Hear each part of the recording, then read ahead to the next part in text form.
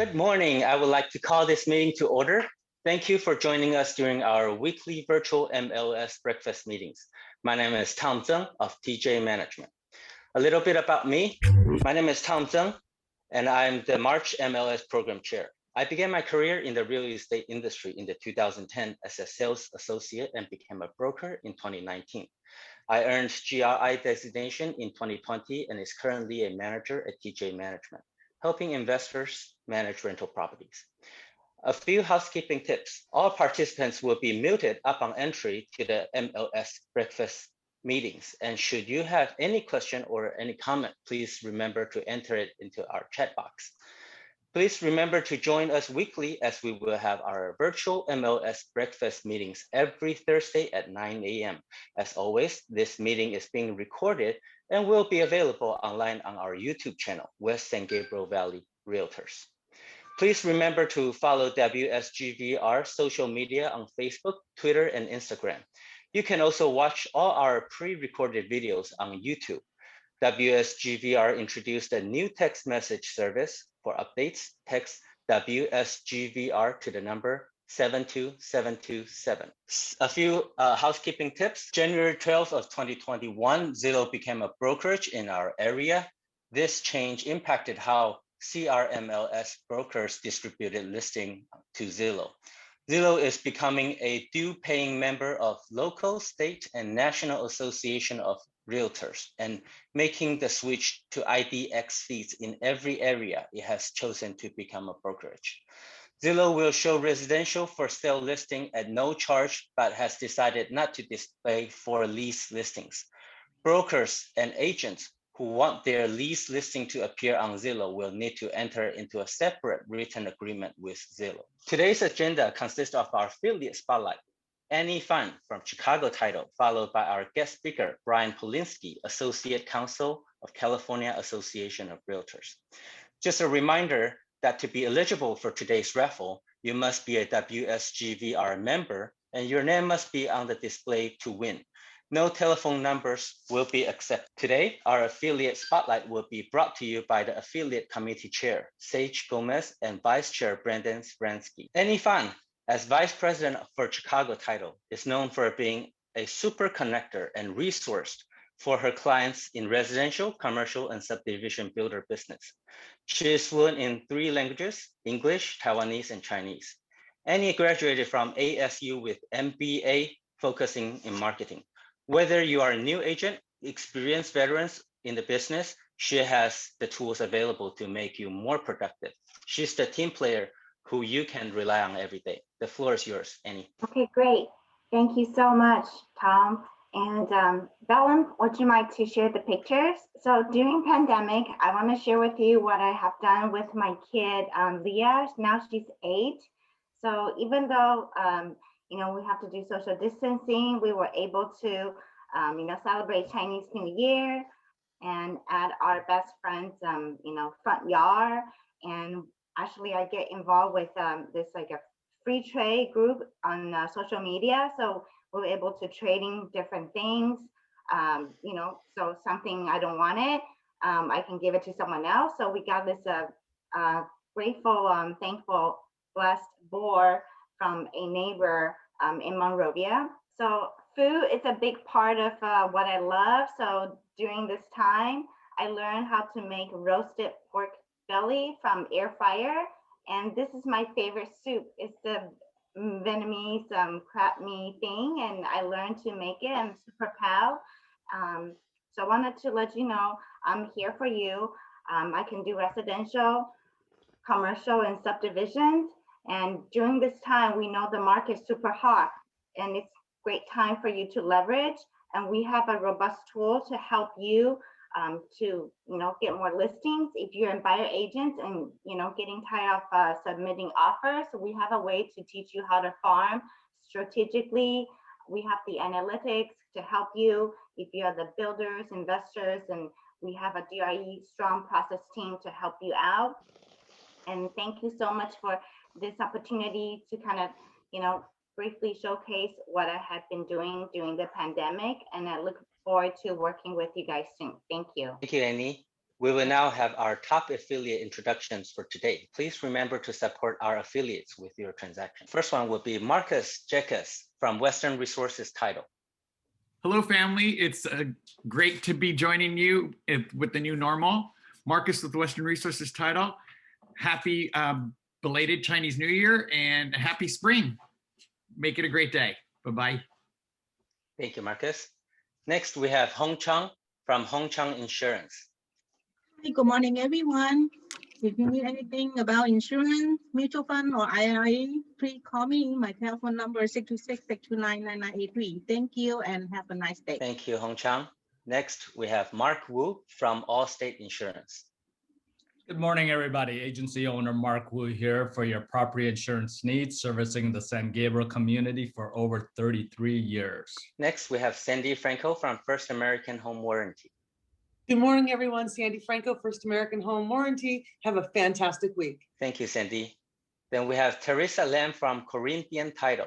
Good morning. This is Teresa Lam from Corinthian Title Company. For all your title needs, please call me and have a wonderful weekend coming up. Thank you, Teresa. We have Nancy Chen from Lawyers Title. Good morning, everybody. Nice to see you all here. Nancy Chan, Lawyers Title, 39 years in the industry. Next month will be my 40th year. Thank you so much for all your support. Thank you. Thank you, Nancy. Next, we have John Wax from Snap NHD. Good morning, everyone. I miss you all. John Wax with Snap NHD Natural Hazard Disclosure Reports. I'm here for all your NHD tax environmental needs, bringing you 26 years of experience. Wishing you a fun, safe, and warm weekend coming up. Thank you so much. Thank you, John. Next, we have Angie Tan from First American Title. Hi, everyone. Good morning. Happy spring. This is Angie from First American Title here for all your title needs. Have a great one and happy caravan. Thank you. See you next week. Angie. Next, we have Sage Gomez from My NHD. Good morning, everyone. We're having an affiliate meeting today at 1 o'clock, so I'm going to put that Zoom link in the chat. Other than that, everyone have a great day. Thank you, Sage. Then we have Joe Haggerty from Orange Coast Title. He needs to unmute himself. Sorry about that. Good morning, everyone. Joe Haggerty with Orange Coast Title. Please reach out to me with any of your title needs. Thank you. Have a great day. Thank you, Joe. And Brandon Sprensky from First American NHD. Good morning, everyone. Hope everyone's having a great start to their March. This is Brandon Spransky with First American NHD. Thank you, Brandon. And Cosmo Sanchez from New M Funding. Good morning, everyone. Great job, Annie. That food looks so delicious, making me hungry here so early in the morning. Please reach out with any lending questions. Thank you. Thank you, Cosmo. Maria Howard from Old Republic Home Protection. Good morning, Hi, Maria. everybody. Maria Howard here with Old Republic Home Protection. Want to wish you a great Wednesday. I'm here to help you with any of your home warranty questions or needs. Feel free to reach out to me and I'd be more than happy to help. Have a great day. Thank you, Maria. And next is Tom Zheng from TJ Management. And hi, everybody. This is Tom Zheng. Greetings to everybody. Wish everybody have a good week. And moving on to Unita Wu from Home Warranty of America. Hey, Tom, that's really great. That's pretty awesome. Hi, everyone. Unita Wu, Home Warranty of America, your 13-month home warranty. I hope you're having a wonderful day. We have a special promotion this month, so reach out to me if you need any help. Thank you. Thank you, Unita. And at this time, I would like, there's no open pitching for this week. If you have any listings to pitch, please register at WSGVR website. And next page. Please help me welcome our 2021 President, Mindy Ye, for her President's message. Mindy, the floor is yours. We're trying to unmute her. There we go. You. Good morning and happy March, WSGVR family and friends. Thank you for your continued support and for joining us this morning in our weekly Thursday MLS breakfast meeting. We value your friendship and membership. I would like to thank our special guest this morning, Mr. Brian Polinsky, Associate Counsel from California Association of Realtors. I would like to share the following that was released on Monday from CAR legislative update on housing related. Housing related bills and the position CAR has taken on them. State Bill 539, which CAR supports. It's a property taxation in a generation transfer of real property base year value transfer.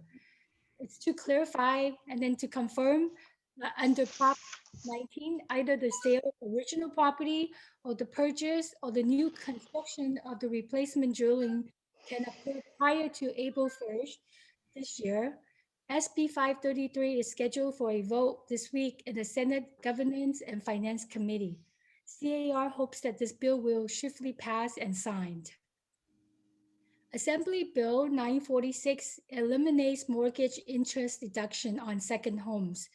CAR opposed AB 946, which would limit the mortgage interest deduction on homes, second homes, vacation homes, other than primary residence.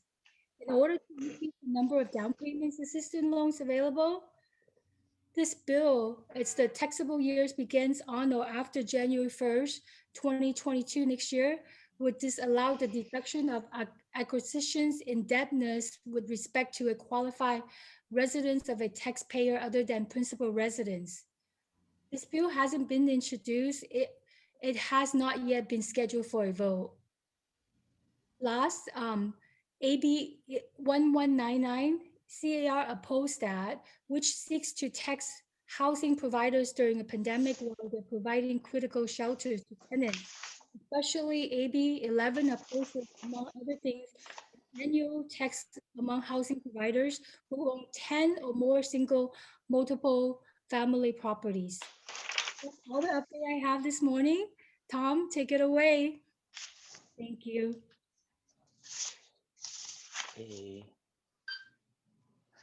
Thank you, Mindy. At this time, I would like to introduce our speaker, Mr. Brian Polinsky. Brian Polinsky is an associate counsel for the California Association of Realtors.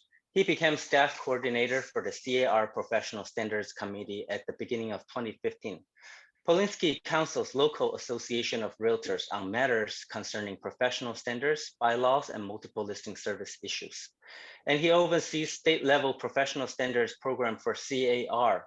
He trains realtors who volunteer to assist in the enforcement of professional standards at local associations. And he teaches classes and presents webinars to promote realtor knowledge of the Code of Ethics. Brian earned his Bachelor of Arts in Economics from Stanford University and a Juris Doctorate from UCLA. The floor is yours, Brian. Thank you, Tom, and thanks for inviting me to speak at this meeting this morning. I have some PowerPoint slides to share. It's okay. Will I be able to share my screen now? Okay. Yes. Here we go. So there's a couple of topics I'm going to be presenting on. Here's my agenda for the presentation. I'm going to talk briefly about a new CAR member benefit that's going to be coming along next month, the peer-to-peer ethics info line. And then most of my presentation is going to be about the new standard of practice 10-5 that was added to the Code of Ethics by NAR back in November. And then I'll take Q&As for a little bit after the conclusion of my presentation. So first, let's talk about the peer-to-peer ethics info line.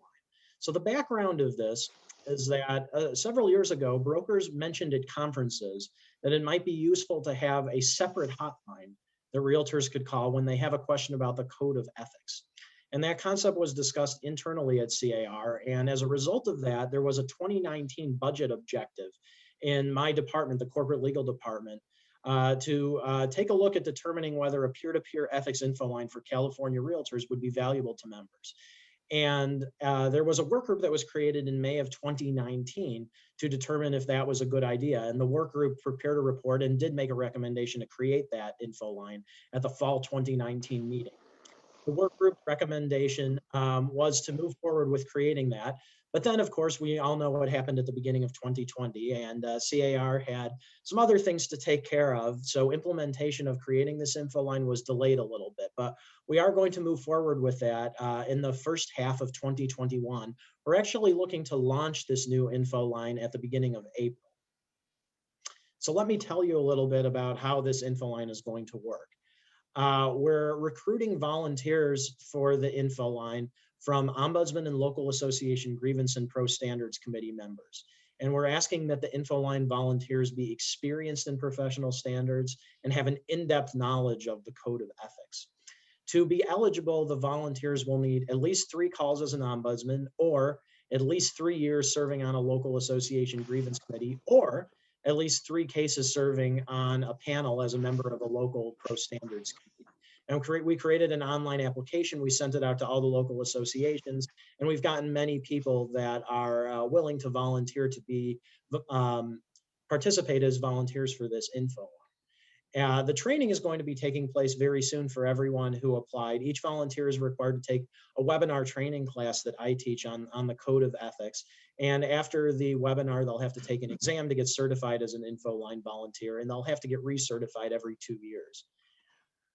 The permitted topics for info line volunteers are that they can provide oral responses only to info line callers and only on subjects related to the Code of Ethics. So they can't answer questions about real estate laws or regulations, MLS rules, or association bylaws.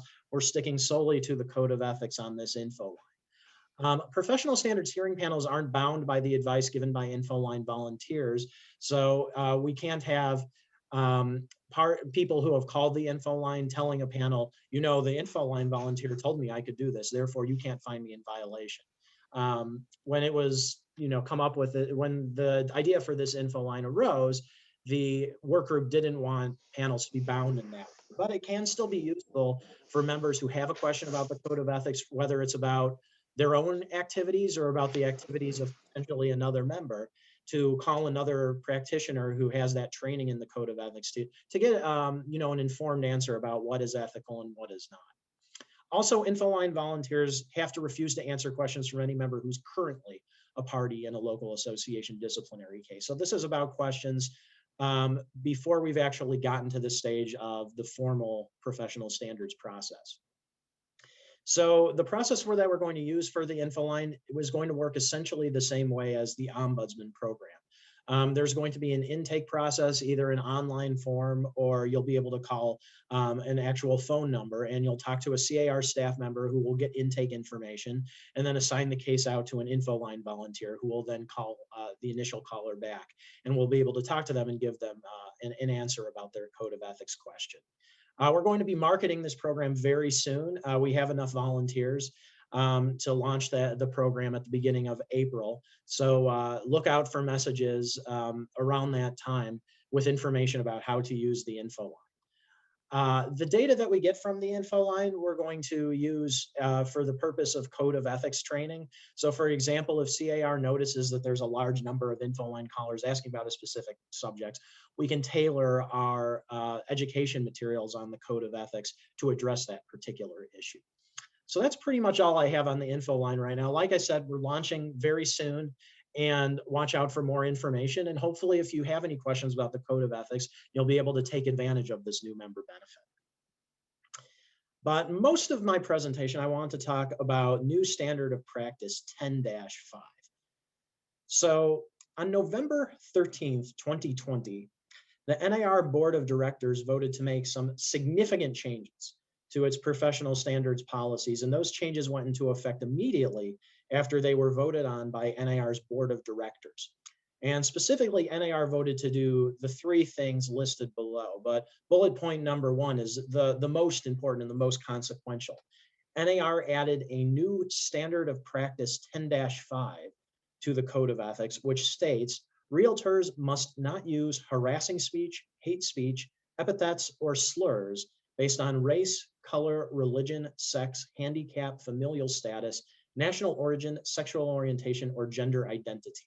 So that is now within the Code of Ethics. Now, because NAR wanted to apply this new standard of practice to all of a realtor's activities, not just activities related to the real estate business or real estate transactions, NAR also needed to revise a professional standards policy statement that kind of cabined off the areas in which the Code of Ethics would apply. So this statement was revised to expand the applicability of the Code of Ethics to all of a realtor's activities, not just real estate related activities and transactions involving realtors. Which means, of course, that the new standard of practice 10-5 applies to any statements that a realtor makes. Most consequentially, any statements that a realtor makes on their social media accounts. We're expecting that many of these cases will involve statements made on social media, even though they're not, a standard of practice is not just limited to social media statements. And then finally, NAR revised the definition of a public trust violation. And NAR has always said that public trust violations are the violations that are most important because they are the most impactful to the public. And these are the violations that when a hearing panel finds they have occurred, the hearing panel must indicate that the decision will be reported to the state licensing authorities, which would be the DRE or other state governmental authorities. So pursuant to NAR policy, public trust violations are now including all forms of discrimination and all fraud. So the full definition of a public trust violation is now stealing from a client, engaging in discrimination, or engaging in fraud. Any of those things, if found by a hearing panel to have occurred, will result in the decision being reported to the state authorities. So now I have a series of questions and answers because we created a frequently asked questions document about this new standard of practice and the changes that NAR made. And we've gotten a lot of questions, and I want to cover some of the most common ones here. First of them, is it true that the Code of Ethics now applies to everything I do? Because that seems overly expansive. Well, the answer to that is not really. It doesn't really apply to everything. So the new standard of practice 10-5 to the Code of Ethics did require NAR to change its professional standards policy to expand Code of Ethics enforcement to cover all the realtor's activities. But to be disciplined, a realtor still has to have done something that violates a specified duty in the Code of Ethics, either in the articles of the code or in one of the standards of practice. And it remains the case that the vast majority of duties in the Code of Ethics really only apply to the real estate business. So standard of practice 10-5 is really an exception because it applies to activities beyond the real estate business. But generally, the Code of Ethics still doesn't reach into every aspect of a realtor's personal life. Next question is, why does NAR want to regulate activities outside the real estate business or the real estate transaction? And NAR had a few reasons for this. They said that a realtor's speech and conduct reflect on the realtor organization as well as the entire industry. And that's whether that speech is said publicly on a business social media profile or even privately on a personal social media profile. When a realtor pledges to abide by the Code of Ethics, the highest principles and ethics of realtors have to be followed in all of their activities. They can't just be abandoned. You can't just take your realtor hat off when you're posting on your personal social media account. So put simply, when one realtor engages in discriminatory speech and conduct, those actions demonstrate to consumers they represent the actions of realtors collectively. It impacts the realtor brand. And the realtor brand is built on ethics and integrity, and discriminatory speech depletes the strength of that brand.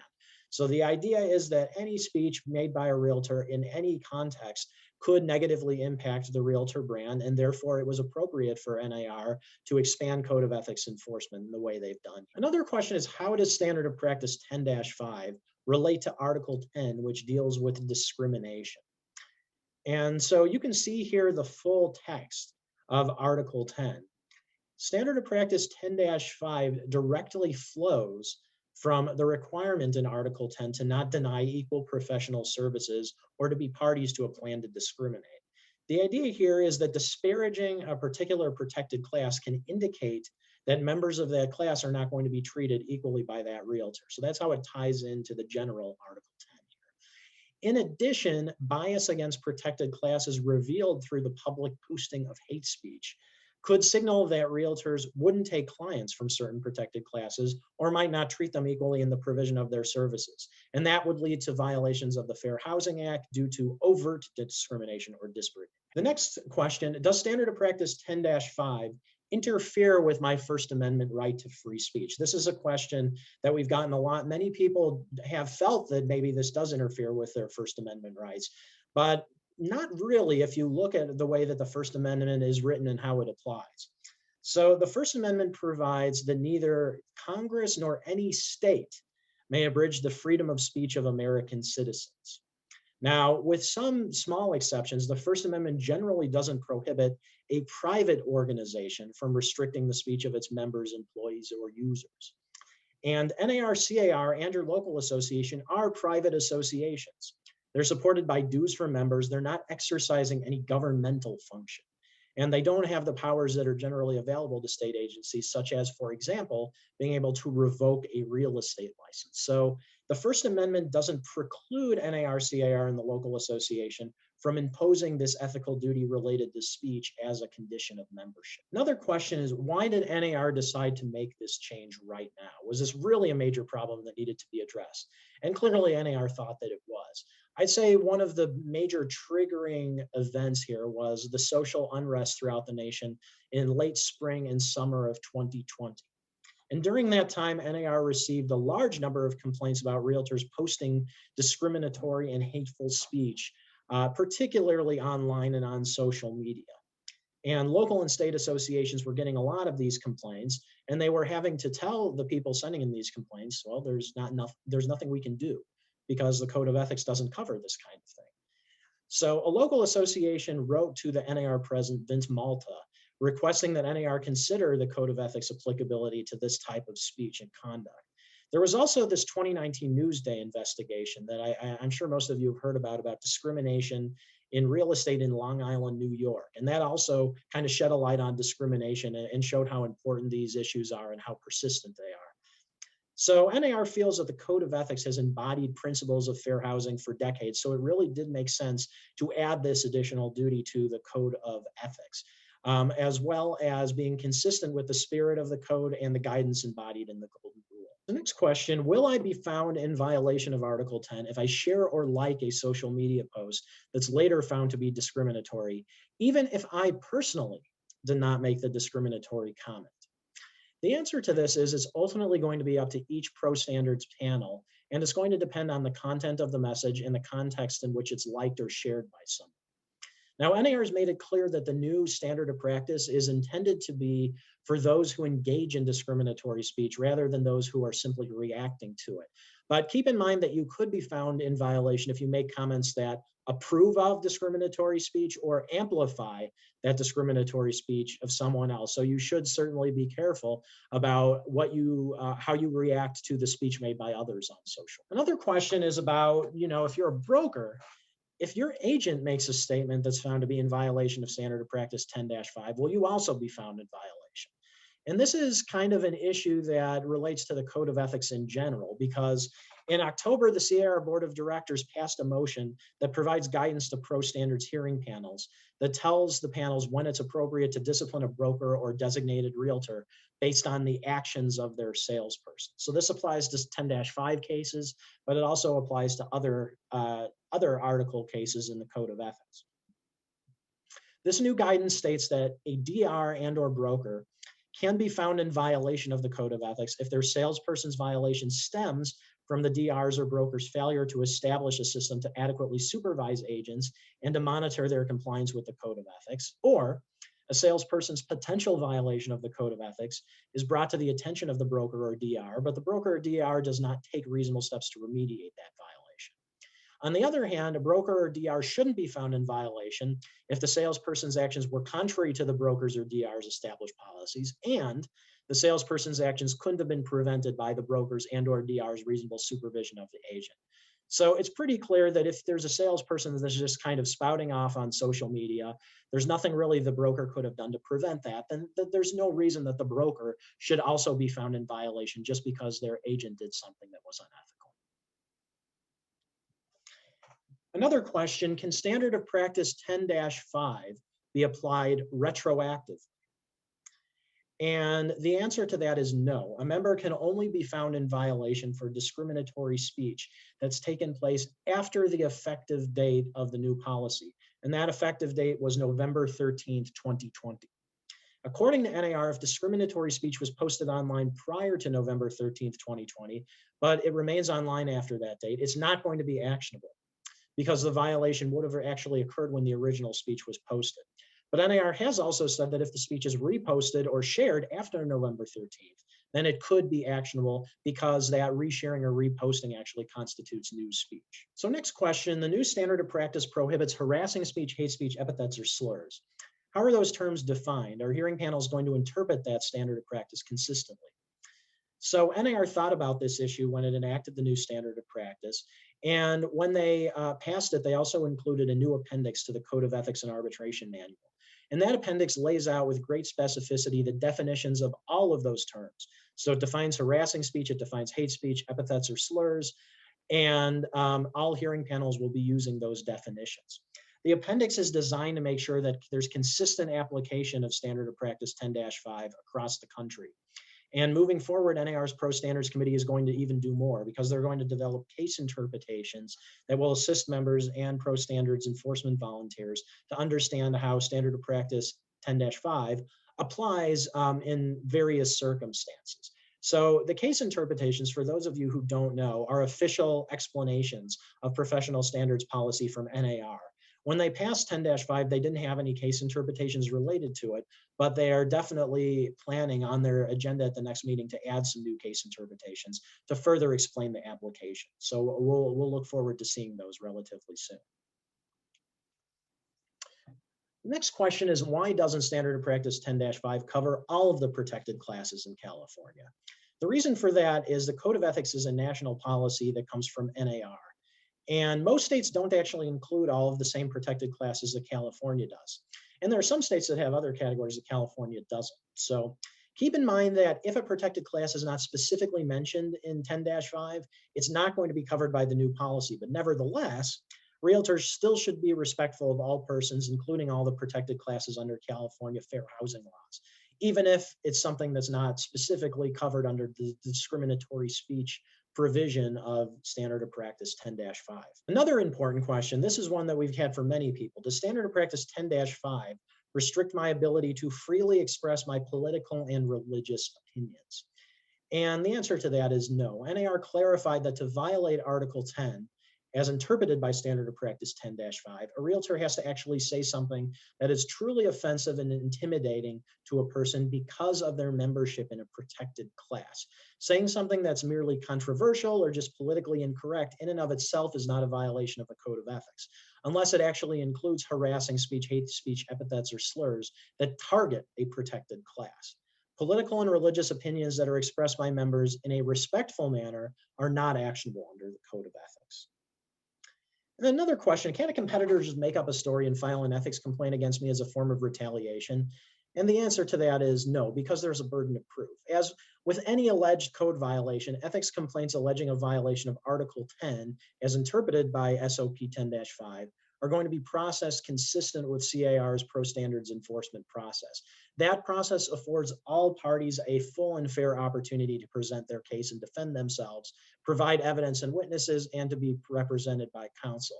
A burden of proof must be met by the complainant. They must show with clear and convincing evidence that the respondent in the case has actually committed a violation of Article 10. Next question, do realtors have a duty to remove discriminatory statements made by others on electronic media that the realtor controls? This question kind of arose because there's a standard of practice in the Code of Ethics 15-3 that talks about making false or misleading statements about real estate professionals or their business practices. And under that article, it says the obligation to refrain from making false or misleading statements about their businesses, their business practices, includes the duty to publish a clarification about or to remove statements made by others on electronic media that the realtor controls once the realtor knows the statement is false or misleading. And it seems like that same principle could potentially apply for discriminatory speech, but NAR hasn't weighed in on this question. And for now, we should really assume that SOP 15-3 just applies to Article 15 and not to Article 10. But it's certainly best practice for realtors to remove discriminatory speech posted by others on their own social media accounts as soon as they become aware of it. So my last slide here just has to do with the analysis that hearing panels are going to do in standard of practice 10-5 cases. There's a two-part test, and that two-part test consists of the following questions. First, did the respondent engage in harassing speech, hate speech, epithets, or slurs? And secondly, was the discriminatory speech based on a protected class? In other words, the categories that are listed in 10-5 and listed here. In order for there to be a violation of the code of ethics, the answer to both questions must be yes. So that's important because it's certainly possible that realtors could say hateful and unprofessional things online, but unless it is specifically related to one of the protected categories listed here, it's not going to be actionable under the code of ethics. So to be a violation, number one has to be hate speech, harassing speech, epithets, or slurs, but it also has to be based on one of those protected classes. So that's pretty much the new standard of practice. We'll see how this plays out once we start seeing some more cases. As of now, I don't think too many associations have had very many cases on this, but I'm sure we'll be hearing about them soon. So now I'm happy to take any questions that people have. We have a question from Jeffrey Hua. Is California licensed realtor required to be a member of NAR and CAR, or is his membership in these private organizations optional? That's a good question. A membership in NAR, CAR, and the local association are all optional. So for example, you can get a real estate license and practice real estate without joining NAR, CAR, the local association. You can even join the MLS without being a realtor member in California. So of course, we certainly recommend that real estate professionals join the association, and there are various services that both the local, state, and national associations provide to the members, but it's not a mandatory requirement to practice real estate in California. Thank you. And a comment from Arthur Shu is, could we possibly lose some good members because of this 10-5 new code of ethics? Hopefully not. Hopefully people will not leave the association because of this. Like I said, it's a little more narrow than people initially realize. So when they learn about what standard of practice 10-5 actually requires, hopefully most of the members will understand and be okay with it. For those that do leave the association because of it, that's unfortunate, but NAR at least felt that they were willing to take that possible risk. Thank you, Brian. And the last question for now would be from Mario Manzaniella. Can you provide an example of what constitutes discriminatory or hate speech? I don't want to give specific examples right here because NAR, as I said, haven't provided case interpretations. I will direct you, if you want more information about this, to a webinar I presented that's available on the CAR website. In our professional standards webinars, and I go through kind of a list of examples, and on each of those we ask, would this be something that would be considered to violate 10-5? So, you know, for example, we go through and talk about hateful things being said about people who are protesting just on the fact that they're protesters. Is that hateful? It could potentially be, even if you're encouraging violence against them, but it wouldn't necessarily be a violation of 10-5 unless the speech is specifically based on a protected class. Whereas if you say something hateful that is specifically racist or sexist, for example, that would be something that would be considered to violate 10-5. And a question from Ling Chao, is any social media posting in other languages in under 10-5? Certainly, there's no limitation that the posting has to be made in English in order for 10-5 to apply. Okay, and currently that's all the questions we have at the moment. I think I'll wrap up.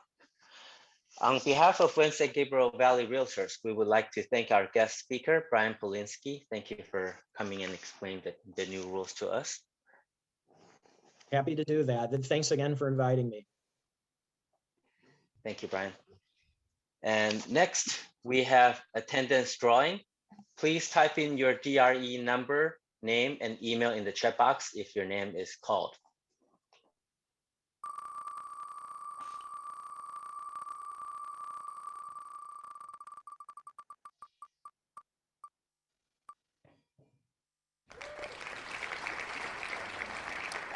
Eugene's son. Eugene, are you here? I don't believe so. Let's move on. Maybe Brian can win the lottery.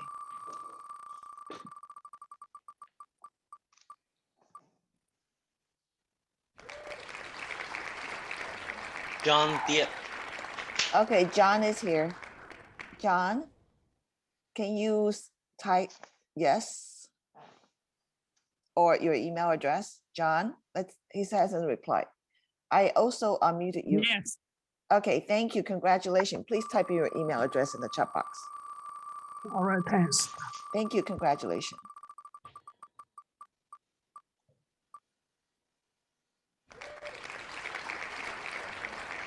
Elise Lee. She's here. Elise, you can unmute yourself. Yes. Okay, congratulations. Your email address, please, on the Okay. chat box. Thank you. You know, I use my Amazon for movies, so I like it. Draw me. Ying Mei. Yin Mei is here. Oh, Hello. great. Yin, no, hold on. Let's make sure she acknowledge. Yin? Yes, I'm here. Okay, great. Thank you. Congratulations. And Thank also you. your email address, please. Sure, I will. Thank you. Please remember to participate in our education classes. A list of upcoming classes is displayed on your screen.